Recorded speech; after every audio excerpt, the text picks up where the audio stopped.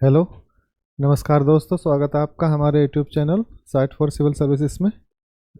और साइंस की अगली क्लास लेकर आए हैं। साइंस में हमने न्यूट्रिशन पढ़ने के बाद में आपका डाइजेशन सिस्टम स्टार्ट किया था। एक क्लास डाइजेशन सिस्टम की हो चुकी है, ये नेक्स्ट क्लास है। इसमें हम डाइजेशन सिस्टम का थोड़ा डीप में जाके पढ़ेंगे। इससे पहले जो क्लास थी मैंने डाइजेशन का एक आपको थोड़ा मोटा मोटी रूप बताया था, लेकिन इसमें थोड़ा हम चीज़ों को थोड़ा डीप में पढ़ेंगे। डीप का मतलब बहुत ज़्यादा डीप नहीं है, जितना एक एग्ज़ाम के लिए पूछा जाता है सफिशियंट होता है। आपका एक जनरल जो सिविल सर्विस का एग्ज़ाम होता है उस एग्ज़ाम के लिए जो सिंपल साइंस में पूछा जाता है उतना हम आपको कराएंगे इसमें, ठीक है। तो आगे चलते हैं। तो देखिए, डाइजेस्टिव सिस्टम का जो शुरुआत होती है वो हमारे मुंह से ही हो जाती है। अर्थात जब हम कोई खाना अंदर लेते हैं तो सबसे पहले क्या आते हैं? दांत आते हैं। तो हम जैसे जैसे जो चीज़ें आती रहेंगी उनके बारे में पढ़ते रहेंगे। पहले दांत आते हैं तो हम दांत के बारे में पढ़ेंगे, और हम आपको बताने जा रहे हैं कि दांत का क्या फंक्शन है और ये कैसे काम करता है। देखिए, डाइजेस्टिव सिस्टम में सबसे पहले हम दांत के बारे में पढ़ लेते हैं, क्योंकि ये भी डाइजेस्टिव सिस्टम का एक पार्ट ही है। ये भी क्या है? एक डाइजेस्टिव सिस्टम का एक पार्ट ही है। देखिए, डाइजेस्टिव सिस्टम आपका पाचन तंत्र पार्ट 2 यानी कि सेकंड क्लास। इसमें दांतों की बात करते हैं तो दांत, ये टीथ कहते हैं इंग्लिश में, ये दो प्रकार के होते हैं। देखिए, दो प्रकार का क्या मतलब है? जो ह्यूमन में पाए जाते हैं दो प्रकार के हैं। वैसे आपके ह्यूमन से अलग जो किसी और जीव हैं उनमें भी अलग अलग प्रकार के दांत पाए जाते हैं, लेकिन हमें उनकी स्टडी नहीं करनी, क्योंकि वो आपकी स्टडी का पार्ट है ही नहीं। हमें ह्यूमन डाइजेस्टिव सिस्टम पढ़ रहे हैं, तो ह्यूमन डाइजेस्टिव सिस्टम में हम ह्यूमन के दांतों के बारे में पढ़ेंगे, ठीक है। तो इसमें दांत जो हैं, इसमें दांत दो प्रकार के हैं। एक तो परमानेंट है, यानी कि स्थायी दांत होते हैं जो स्थायी, और एक होते हैं टेम्परेरी, जो जिन्हें कहते हैं अस्थायी। स्थायी दांत और अस्थायी दांत। तो आपके जो स्थायी दांत हैं उनकी संख्या होती है 32, और जो आपके अस्थायी दांत होती है उनकी संख्या होती है 20।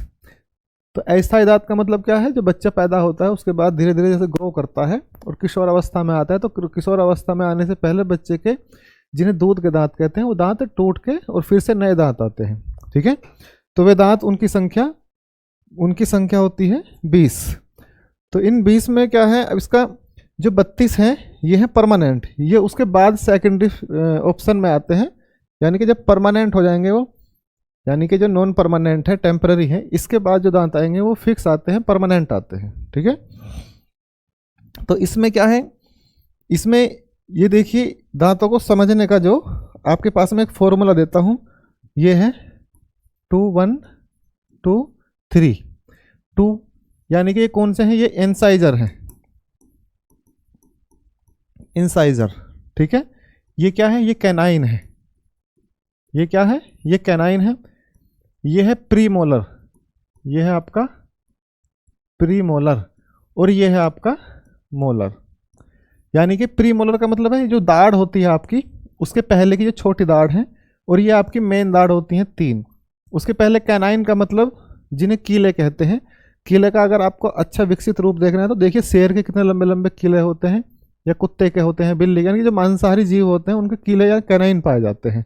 जो शाकाहारी होते हैं उनके कैनाइन नहीं पाए जाते, या फिर जो सर्वहारी होता है उसको कैनाइन हो सकता है, ठीक है। इंसाइजर कौन से दांत है? इंसाइजर आगे के बिल्कुल फ्रंट पे जो दो दांत होते हैं वो उन्हें इंसाइजर कहते हैं। तो देखिए, समझिए इस बात को कि दो इंसाइजर हो गए, तो दो ये इस तरीके से है। ये मुंह का ये वाला पार्ट है, जैसे ये मुंह है, ये वाला पार्ट है, तो दो इंसाइजर यहाँ पे हो गए, दो यहाँ हो गए, ठीक है। एक कैनाइन यहाँ हो गया, एक कैनाइन यहाँ हो गया, फिर दो प्रीमोलर, दो प्रीमोलर, और फिर 3 मोलर, और फिर 3 मोलर, यानी कि 2 इंसाइजर इधर और 2 इंसाइजर इधर, ठीक है। फिर उसके बाद में एक कैनाइन, फिर प्रीमोलर, और फिर 3 मोलर। तो कितने हो गए? 8 और 8 16, और 16 दूनी 32, यानी कि इतने ही ऊपर और इतने ही नीचे।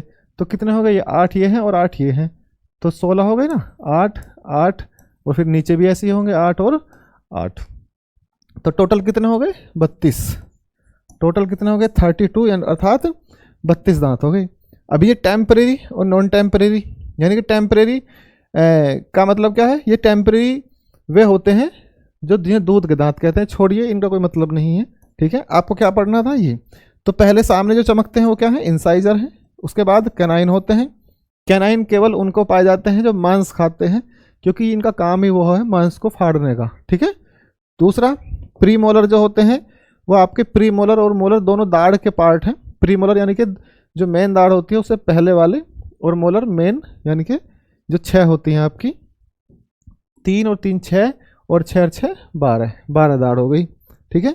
इस प्रकार से अब देखिए इसमें आगे देखते हैं, दांत को ही आगे पढ़ते हैं, अच्छे समझेंगे। अब ये आ जाइए, ये दांत का चित्र है।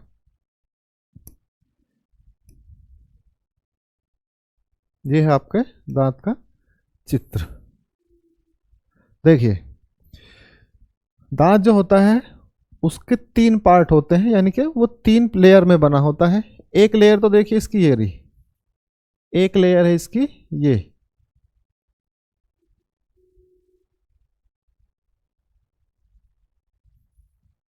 एक लेयर है इसकी ये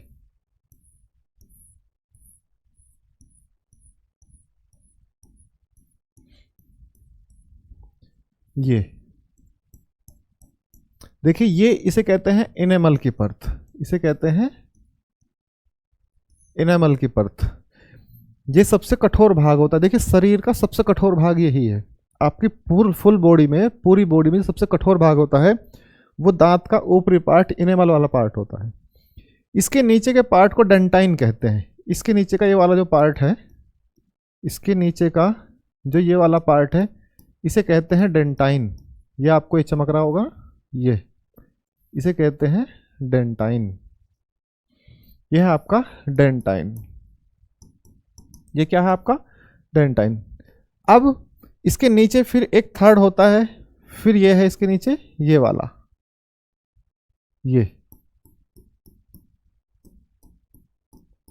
ये वाला इसे कहते हैं पल्प।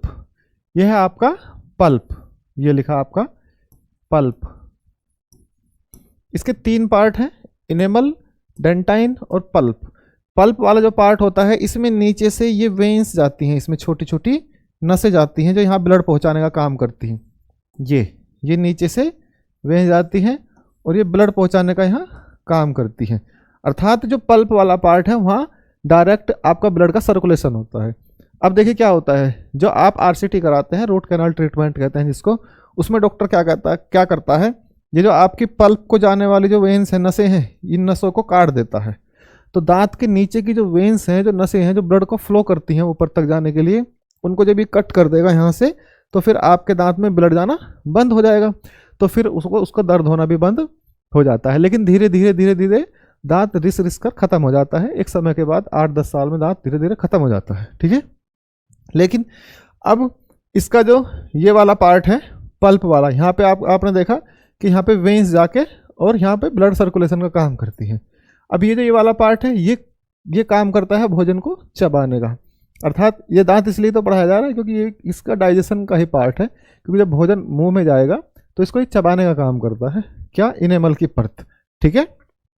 अब ये इसकी जड़ होती है, इसको कहते हैं जड़, और इसका ये ऊपर वाला पार्ट है मेन पार्ट। ये यहाँ से मसूड़े होते हैं और ये आपकी हड्डी है, ये है आपकी बोन और ये है आपके मसूड़े, ठीक है।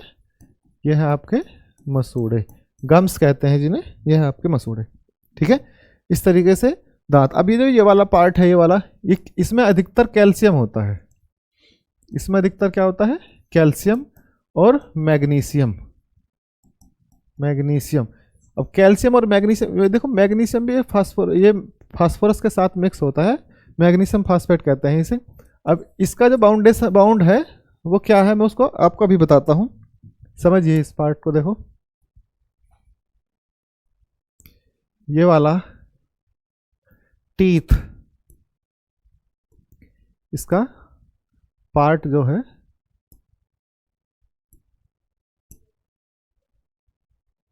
टीथ, हाँ माउथ में, अच्छा ये ऊपर नीचे हो गया, कोई बात नहीं, मैं उसको आगे लेके जाता हूँ आपको।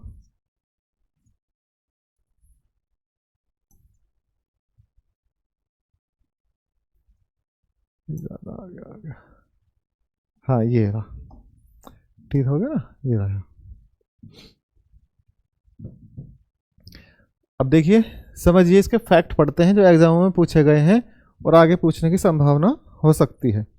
देखो दांत में क्या होता है, जो आपका दांत है, दांत दो प्रकार के होते हैं, अस्थायी दांत और स्थायी दांत। ये मैंने आपको बता दिए अस्थायी और स्थायी क्या होता है। मानव के दांतों को हेटेरोडोंट कहते हैं। हेटेरोडोंट देखो दांत दो प्रकार के हैं, एक तो है आपके दांत आपके दो प्रकार के हैं, एक तो आपके हेटेरोडोंट और एक होते हैं होमोडोंट। हेटेरोडोंट और होमोडोंट, हेटेरो का मतलब होता है अलग अलग और होमो का मतलब होता है एक सा। तो अलग अलग कैसे, मोलर, प्रीमोलर, कैनाइन और आपका इंसाइजर, ये अलग अलग हो गए। लेकिन ये जो आपके होमोडोंट है ये एक ही प्रकार के होते हैं। ये जैसे मछली के मुंह में पाए जाते हैं, मछली है ना, ये मछली का ये मुंह है, तो ये एक ही प्रकार के होंगे सब, इस प्रकार के, इन्हें क्या कहते हैं, होमोडोंट। यानी कि इस तरीके से ये ऐसे हो जाते हैं और एक से ही होते हैं, ऐसे खुलेंगे और फिर ये ऐसे बंद हो जाएंगे। मानव के, ह्यूमन के ऐसे नहीं होते, ह्यूमन के कैसे होते हैं, हेटेरोडोंट होते हैं। ठीक। अब देखिए हाथी के दांत इंसाइजर का रूप होते हैं। हाथी जो होता है, हाथी हो या गैंडा, आपने देखा हो बाहर जो निकला रहता है वो दांत, वो इस तरीके के हाथी के दांत निकले रहते हैं। वो क्या है, वो अगले इंसाइजर ही होते हैं, वो इतने बढ़ जाते हैं कि वो बाहर निकल जाते हैं। ठीक है। चूहा और खरगोश इंसाइजर हमेशा बढ़ते रहते हैं। चूहा और खरगोश क्यों कुतरते हैं, देखो खरगोश आपने देखा वो हमेशा कुतरता रहता है, ऐसे ही चूहे का काम है, वो भी हमेशा कुतरता रहता है। तो चूहा भी अपने इंसाइजर को घिसता रहता है, अगर वो नहीं घिसेगा तो उसके निचले जबड़े में उसके इंसाइजर घुस जाएंगे और उसकी मृत्यु हो सकती है। इसलिए उसे पता रहता है कि इन्हें हमेशा घिसते रहना है, नहीं तो क्या हो जाएगा, जीवन समाप्त हो सकता है। ठीक है। जिन्हें वे घिसते रहते हैं और कुतरते रहते हैं। देखो दांतों के ऊपर जो सफ़ेदी होती है वो इनेमल की बनी होती है, जो मैंने अभी पिछले स्लाइड में बताया, जो सबसे कठोर होती है। और बचा हुआ भाग किसका होता है, डेंटाइन का और पल्प का। किसका, डेंटाइन का और पल्प का। आगे देखिए दांत लिविंग बीइंग में आते हैं। लिविंग बीइंग का मतलब है जो फील कर सके, कैसे, यानी कि जो सिग्नल को, सेंसिटिविटी को फील कर सके, तो वो क्या है, वो लिविंग बीइंग है। जैसे आपके बाल हैं, ये सेंसिटिविटी को फील नहीं करते, लिविंग बीइंग नहीं है। लेकिन दांत में अगर कुछ मारोगे तो उससे सिग्नल जाएगा ब्रेन को और पता चल जाता है कि कोई भारी चोट लगी है। ठीक है। अब देखिए इसका जो कंपाउंड होता है वो क्या क्या है। 89% ऑफ कैल्शियम हाइड्रो एपेटाइट क्या है, 89% होता है कैल्शियम। आप इतना समझिए कि कैल्शियम कितना परसेंट है, 89% कैल्शियम है। ठीक है। और स्मॉल अमाउंट ऑफ द किसका, कैल्शियम कार्बोनेट। कैल्शियम कार्बोनेट कितना परसेंट, 4%। और कैल्शियम फ्लोराइड 2%। और मैग्नीशियम फॉस्फेट 1.5% पाया जाता है। अब देखिए जैसे ये आपका दांत है, मैग्नीशियम कितना है, 1.5%। ये टीथ है, ये मान लेते हैं टीथ है ये। ठीक है। तो इसकी ये वाली परत है, ये इनेमल की परत है, इसे आप इनेमल मानिए। अब देखिए कैल्शियम और आपका मैग्नीशियम फास्फेट, कैल्शियम और मैग्नीशियम फास्फेट यहाँ ये कम मात्रा में होता है, कम मात्रा में होता है। लेकिन जैसे जैसे डेप्थ में जाता है तो कैल्शियम और मैग्नीशियम फास्फेट बढ़ता जाता है और ऊपर की तरफ कैल्शियम और मैग्नीशियम फास्फेट घटता जाता है। एग्जाम में अगर कभी पूछा जाए कि दांतों की जो कंपाउंड, इनकी जो कैलकुलेशन है, जो केमिकल बाउंडेशन है, उसमें मैग्नीशियम और कैल्शियम का जो रेशो है वो दाढ़ की जड़ के साथ जाते हुए बढ़ता है या ऊंचाई के साथ जाते हुए बढ़ता है। तो आपको क्या याद रखना है, नीचे की तरफ जितना चलेगा वो उतना बढ़ता चला जाएगा। ठीक है, समझ में आ गई बात। अब आगे देखिए इसकी स्लाइड में। अच्छा टांग आ गई, इसके पहले एक छोटी सी चीज और बता देता हूं आपको। देखो आपने देखा जो दांत है वो किसके ज्यादातर किसका रूप है, इसमें कैल्शियम है। ठीक है, कैल्शियम इसमें अधिकतर यानी कि लगभग 90% क्या है, कैल्शियम है। यानी कि 89% किसके साथ में, आपका हाइड्रो एपेटाइट के साथ में, और 4% किसके साथ में है, कार्बोनेट के साथ में। तो लगभग 90% क्या है, कैल्शियम का रूप होता है। दांत। तो अगर ये कैल्शियम है तो आपका जो कैल्शियम होता है वो होता है क्षारीय, अल्कलाइन होता है। वो क्या होता है? अल्कलाइन, क्षारीय। ठीक है, देखिए ये क्या होता है? क्षारीय होता है। लेकिन जब आप खाना खाते हैं तो आपका खाना जब उसमें लार मिलती है और खाना मुंह में जब रह जाता है, रात को आप सो जाते हैं तो जब उसमें लार मिलती है तो उसमें खाने का पाचन होने लगता है उसका, वहीं पे मुंह में पड़ेगा। तो उसमें क्या होता है? उसमें गैस बनने लगती है, उसमें सड़न पैदा हो जाती है 1-2 दिन के अंदर अंदर, और धीरे धीरे वो सड़ने लगता है। तो उसमें क्या बनने लगता है? उसमें एसिड बनने लगता है। उसमें क्या बनने लगेगा? उसमें एसिड बनने लगेगा। तो जब आपकी जो लार है वो एसिडिक हो जाएगी, ठीक है ना? तो लार एसिडिक हो जाएगी तो ये आपका जो कैल्शियम है दांत का, ये इस कैल्शियम को क्या करने लगेगा? इसको ये धीरे धीरे वहाँ से यानी कि उसको डिकम्पोज करने लगता है। तो जैसे ही डिकम्पोज करेगा तो आपके दांतों का क्या हो जाएगा? क्षरण होने लगता है। तो दांतों का क्षरण इसीलिए होता है क्योंकि मुंह में एसिड बनता है। अगर आप अपने मुंह में एसिड बनने ही ना दें तो क्या होगा? दांत कभी खराब ही नहीं होंगे। तो इसके लिए क्या किया जाता है? आपका जो टूथपेस्ट है उसमें नमक मिलाया जाता है। क्यों? क्योंकि जो आपके मुंह की एसिडिटी है उसको कम करके, जब नमक का, साल्ट का कंटेंट बढ़ेगा उसमें, तो एसिड का कंटेंट क्या है? कम हो जाएगा, और वो क्या हो जाएगा? वो नॉर्मल हो जाएगा। कैसा हो जाएगा? वो नॉर्मल, ना वो अल्कलाइन होगा ना वो एसिडिक रहेगा, तो नॉर्मल हो जाएगा, दांतों की सुरक्षा हो जाएगी। इसलिए जब आप प्रचार करते हैं, देखते हैं, तो उसमें सीधा सीधा कहता है कि क्या आपके टूथपेस्ट में नमक है? तो नमक होने का मतलब क्या है? कि आपके दांतों को क्या करने जा रहा है? उसको नॉर्मल, यानी कि उसको एसिडिक नेचर से कैसा नेचर बनाना जा रहा है? वो उसको नॉर्मल नेचर में लाना चाह रहा है। ठीक है, तो यही, तो इसलिए कुछ भी एसिडिक चीज़ें खाने से बचना चाहिए, नहीं तो दांत खराब होते हैं। जैसे मान लिया आपने मीठा खाया, मीठा का मतलब शुगर में चीनी वगैरह कुछ भी खा ली, तो आपने जो सटक लिया वो तो नीचे चला गया, लेकिन आपने जो सटका नहीं है, जो मुंह में रुक गया, उसका वो डिकम्पोज होगा तो एसिड में टूटेगा, तो दांत किसके बने? कैल्शियम के। तो दांतों को डिकम्पोज करने लगेगा। ठीक है, इसलिए कहते हैं मीठा खाने से दांत खराब होते हैं। कोई फैटी एसिड चीज़ खाओगे आप तो वो भी क्या है? एसिड का रूप है, मुंह में रुकेगा तो आपके दांतों को खराब करेगा। सिंपल सी बात है। तो इसका सबसे अच्छा रूप क्या है? आप जब रात को सोएं तो अगर टूथपेस्ट भी नहीं कर सकते तो एक पानी में नमक डाल के हल्का सा और उसको कुल्ले करके सो जाएं, वो भी सबसे बेस्ट तरीका है। ठीक है, इसलिए जो टूथपेस्ट होता है, जो ब्रश होता है, वो शाम को करना चाहिए, रात को सोते समय। दिन में कर लो कोई बात नहीं है, लेकिन रात को जरूर करना चाहिए, क्योंकि रात में क्या, लार मुंह में इकट्ठी होती रहती है और एसिड बनता रहता है। ठीक है, तो इसलिए इसके आगे टीथ समझ में आया। इसके आगे चलो। अब आते हैं टंग। टीथ के बाद क्या आता है? टंग आता है। जो हमारा डाइजेस्टिव सिस्टम है उसमें सबसे पहले खाना कहाँ रुकेगा? टीथ है उसके लिए। तो टीथ, उसके बाद ये कहाँ रखा जाएगा? टंग पे, जीभ पे रखा जाता है। तो जीभ को यहीं पढ़ लेते हैं, आगे जाने की जरूरत नहीं है। देखिए, ये जो आपका जीभ वाला पार्ट है, ये जो आपका जीभ है, इसके अलग अलग पार्ट होते हैं। जीभ में अलग अलग पार्ट हैं। पहले इसका देखते हैं टेस्ट बर्ड के रूप में। जब आप कुछ खाते हैं तो टेस्ट आता है, खट्टे का, मीठे का, कड़वे का, ये सब कहाँ से आता है? ये जीभ बताती है, सिग्नल देती है किसको? ब्रेन को, और ब्रेन बताता है कि ये कैसा है। तो देखिए, ये है आपका बिटर, ये वाला जो पार्ट है ये आपका बिटर का है, यानी कड़वे का। ये है आपका कड़वा। आपको जो कड़वा लगेगा कोई चीज़, कहाँ से लगेगी? पीछे से लगती है। ठीक है, आपका ये वाला जो पार्ट है, ये वाला जो पार्ट है, ये किसका है? ये है आपका सोर, खट्टे का। ये है आपका खट्टा। ये है आपका खट्टा। ये वाला जो आपका ये वाला बचा, ये है आपका नमकीन, साल्ट। कैसा है ये? नमकीन। ये नमकीन का टेस्ट देता है। और देखो सामने वाला जो है ये है आपका मीठा। ये है आपका मीठा। तो जब आप कोई चीज़ मीठी, देखो, जब आप कोई चीज़ मीठी खाते हैं, अगर आप उसे पीछे रख लेंगे तो आपको उसकी मिठास का एहसास नहीं होगा। आप, हो सकता है मान लिया आप उसको पीछे रख दें और सटके ना जल्दी से, तो हो सकता है लार में घुल के वो आगे आ जाए, फिर आपको लगे मीठी है।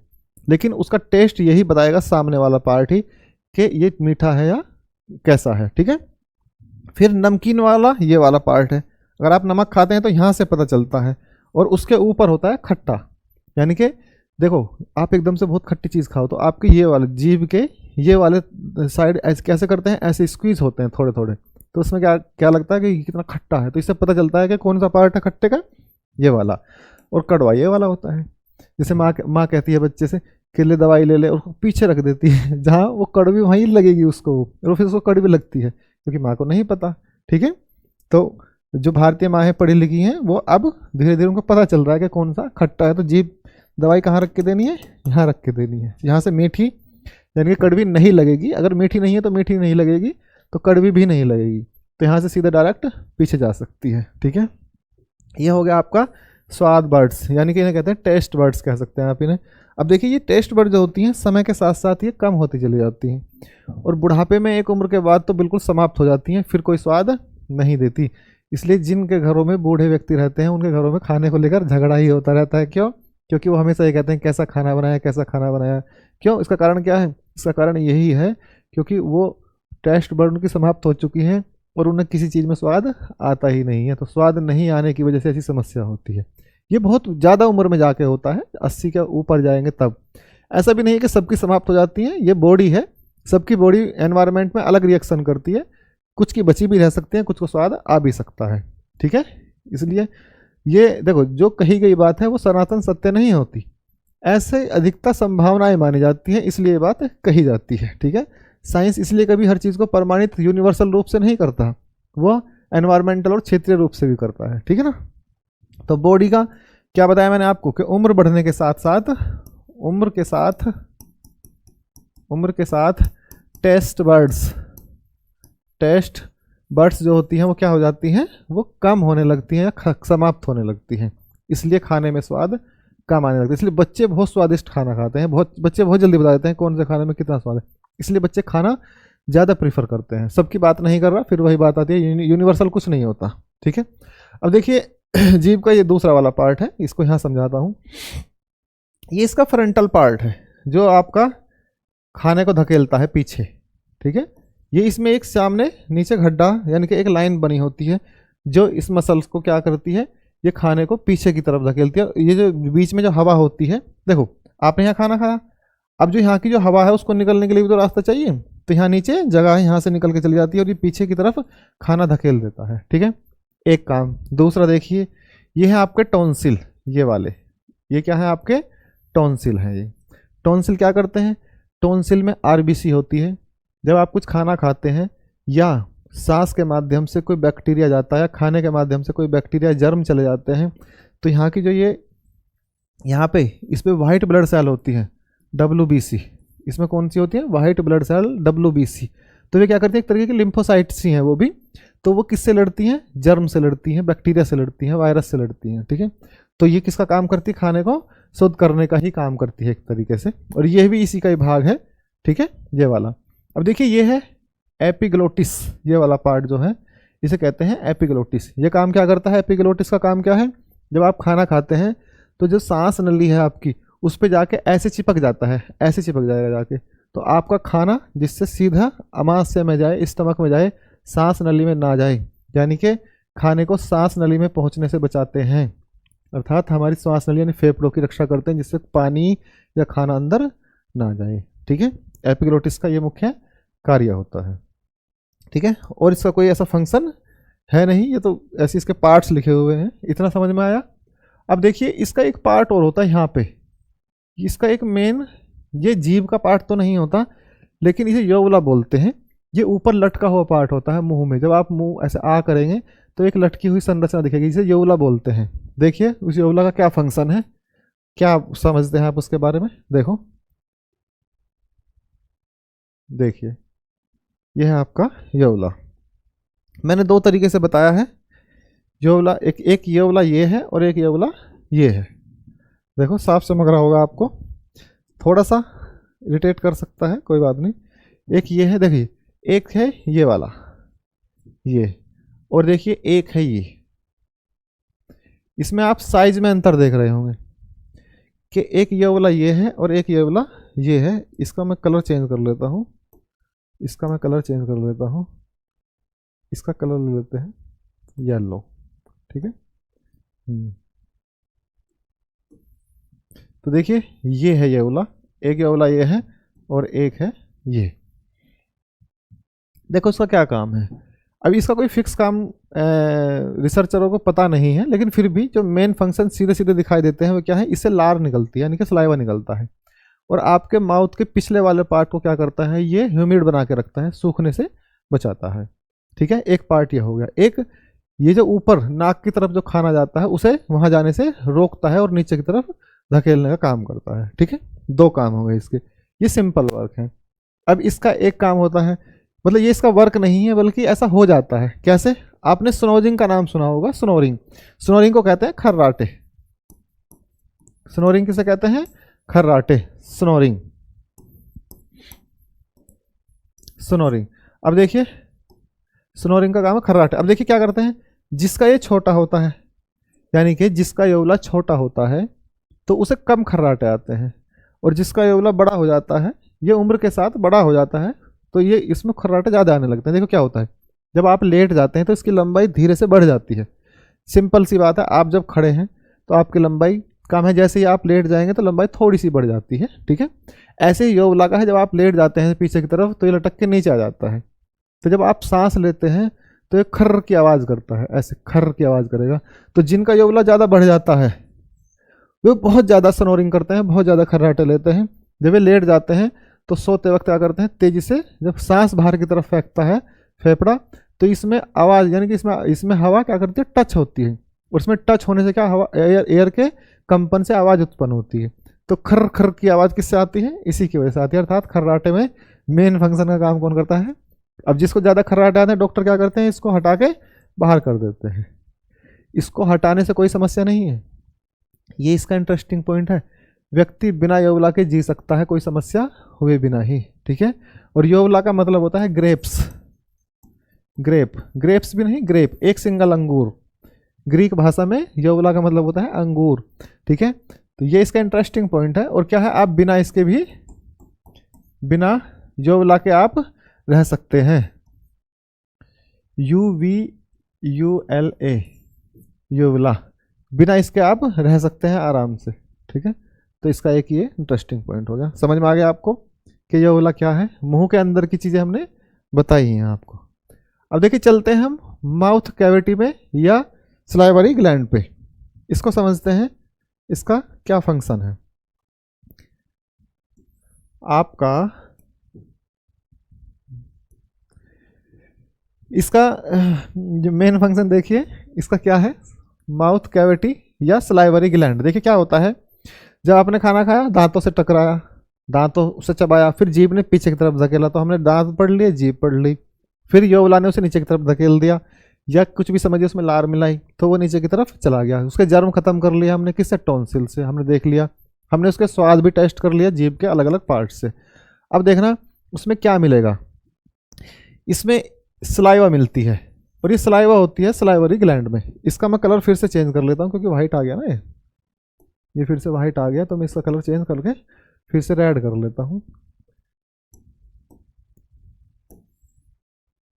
अब देखिए ये आपका सलाइवा। अब देखिए डेली सलाइवा बनता है आपका लगभग 1.5 लीटर, लगभग 1.5 यानी कि 0.25 लीटर से लेकर लगभग 1.5 लीटर 1.5 लीटर तक ये डेली बनती है सलाइवा। ये मुंह में ही बनती है। ठीक है, और किससे बनती है? सलाइवरी ग्लैंड से बनती है। किससे बनती है?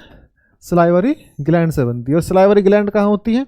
आपके मुंह में होती है, ये 3 होती हैं, तीनों से ही सलाइवा निकलता है। ठीक है, अब देखिए ये इसमें सलाइवा में इसमें 99% यानी कि 99% पानी होता है, और 1% इसमें एंजाइम होते हैं।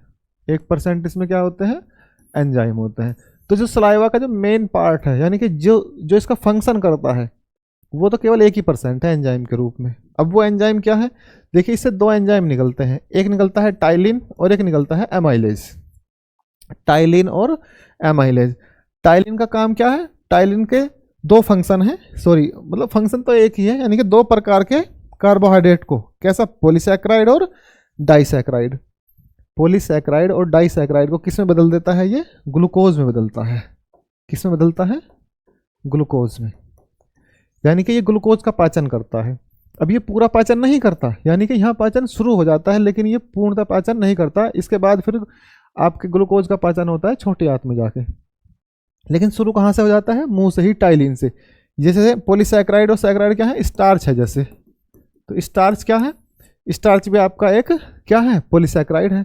तो इसमें क्या होता है, ये मुंह में ही मीठा लगने लगेगा आपको, जैसे आलू है कुछ है, यानी कि जो पॉलीसैकेराइड होते हैं वो भूनने के बाद या गर्म करने के बाद मीठे हो जाते हैं, मोनोसैकेराइड में चेंज हो जाते हैं। ठीक है, समझ में आ गई बात आपको। और ये जो एमाइलेज है ये क्या होता है, ये डिसइंफेक्ट का काम करता है एक तरीके से, यानी कि जर्म और बैक्टीरिया को मारने का काम करता है।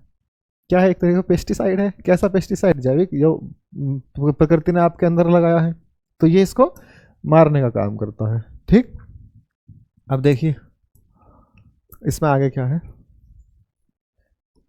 सलाइवरी ग्लैंड में जो ग्रंथियां हैं उनके बारे में पढ़ेंगे, कहाँ कहाँ से कैसे कैसे काम करती है। देखो, मनुष्य के शरीर में कितनी प्रकार की, 3 जोड़ी लार ग्रंथि होती है, 3 जोड़ी ग्लैंड होती है। सलाइवरी ग्लैंड कितनी होती है, 3 जोड़ी, 3 जोड़ी। कैसी आपकी प्रोटीड ग्लैंड होती है एक, तो प्रोटीड ग्लैंड यानी कि कान के पीछे या कान के अगली तरफ होती है यहाँ पे, और ये डक्ट से जुड़ी होती है। डक्ट का मतलब होता है ये एक नली से जुड़ी होती है, डक्ट का मतलब नली से। तो ये प्रोटीड ग्लैंड जो होती है नली से, ये सबसे बड़ी ग्लैंड होती है, सबसे बड़ी, और कान के नीचे होती है, अर्थात गालों में पाई जाती है। ये कैसी है, एक्सोक्राइन है। तो ग्रंथियां कई प्रकार की होती हैं, एक्सोक्राइन, एंडोक्राइन और मिक्स ग्लैंड। एक्सोक्राइन का मतलब होता है जो बहिस्रावी है, और एंडोक्राइन का मतलब जो अंतःस्रावी है, और मिक्स का मतलब जो बहिस्रावी और अंतःस्रावी दोनों हैं। अब देखिए इसको हम पढ़ाएंगे जब आपको ग्लैंड पढ़ाएंगे अलग से, पूरी बॉडी की, फुल बॉडी की ग्लैंड। अभी ये हम आपको सलाइवा पढ़ा रहे हैं तो इसलिए सलाइवा ही पढ़ते हैं। बस इसका एक फैक्ट याद रखना कि ये एक्सोक्राइन ग्लैंड होती है। ठीक है, हाँ। इसके बाद आएगी आपकी सब एंडिबुलर ग्लैंड, इसे कहते हैं सब एंडिबुलर ग्लैंड। ये क्या है, ये ग्रंथि, ये निकल गया, ये ग्रंथि ऊपरी जबड़े के निचले जबड़े के बीच में होती है।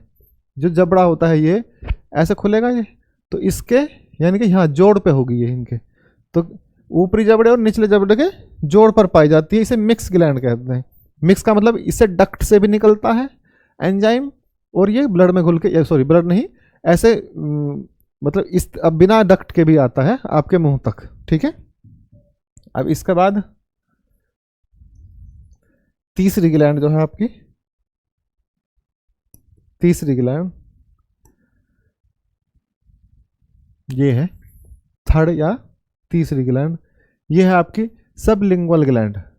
सबलिंगुअल ग्लैंड ये ग्रंथि जीभ के नीचे पाई जाती है। आप जीभ निकालेंगे उसके नीचे पीछे की तरफ पाई जाएगी ये, और ये सबसे छोटी लार ग्रंथि है। ध्यान रखना, सबसे छोटी कौन सी है, सबलिंगुअल, और सबसे बड़ी कौन सी है, पैरेटल, यानी कि जो कान के नीचे है। ठीक है, तो ये सबसे छोटी लार ग्रंथि होती है। और सलाइवा एक क्षारीय तरल पदार्थ होता है जिसका पीएच वैल्यू कितनी होती है, 6.5। कितनी होती है, 6.5, यानी कि नेचर में थोड़ा एसिडिक होता है, बहुत ही थोड़ा, यानी कि 7 पे कैसा होता है, 7 पे नॉर्मल होता है। देखो लिटमस पे ऐसे होता है, 0 से ऊपर की तरफ चलेंगे, 1 2 3 4 5 6 और 7, फिर इस तरफ चलिए, -1 -2 -3 -4 -5 -6 और -7। ठीक है, अच्छा ये मैंने उल्टा लिख दिया। ठीक है ना, दोबारा लिखता हूँ, ये मैंने उल्टा लिख दिया।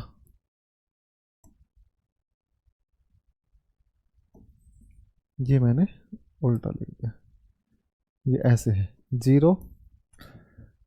अब देखिए अगर इससे इस तरफ जाएंगे तो ये होता है अम्ल, और 0 से इस तरफ जाएंगे तो ये होता है क्षार। ठीक है, तो जो सेवन होता है उसे नॉर्मल माना जाता है, नॉर्मल, यानी कि वो ना वो अम्ल होता है ना वो क्षार होता है। अब 7 से ऊपर चलेंगे, 7.1 7.2 7.3 या 8 या 9 या 10, और नीचे चलेंगे 6 5 4 3 2 1, इस तरीके से। तो जितना इस तरफ चलेंगे उतना अम्लीय होगा। यहाँ पे बहुत ज़्यादा अम्ल हो जाता है, बहुत ही ज़्यादा अम्ल। बहुत ज़्यादा का मतलब है उसमें लोहे की कील भी डाल दोगे तो उसे भी गला देगा। ठीक है, और इस क्षार का मतलब ये भी बहुत ज़्यादा क्षारीय होता है।